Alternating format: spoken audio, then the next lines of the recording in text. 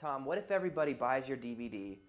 Won't the audience start figuring this stuff out and start to get bored? Well, you know, when I'm ordering that steak, and because I've eaten it before, and I know it's coming, it tastes pretty darn good.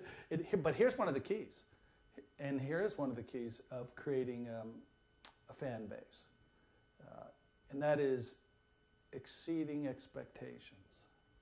So you knew it was coming, and you thought your meter was going to go, here it comes, okay, I'm expecting. Oh my gosh, it went past what I expected emotionally.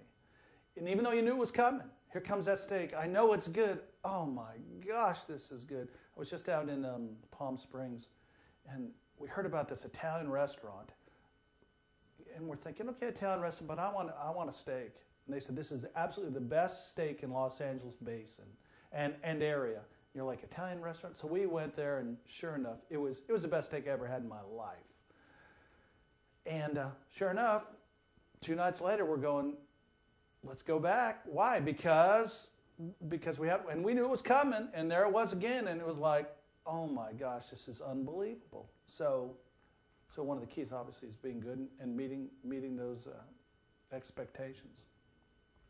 So, have you ever seen the movie Ratatouille? Yes. I instantly fell in love with it. Oh too. yeah. Well, you know what is amazing is in the back. This is fascinating. In the what do you call them?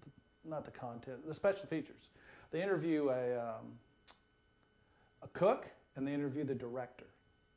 This is unbelievable, and I'd recommend it to anybody to go look at it. But they interview the cook and they interview the director, and they both, if you listen, say the same thing. Cook is about an emotion. Cooking food is about an emotional connection with the people that eat it. And then the guy who's making the film, talking about it's an emotional connection with the audience. That's really what we're talking about here.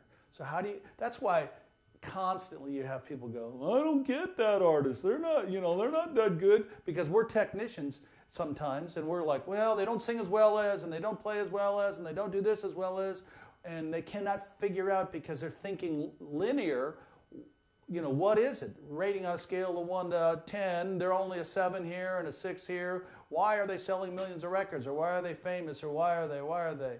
Well, it's because of the emotional connection. When I was single, I had a list I wrote out. I said, okay, what is my wife going to be?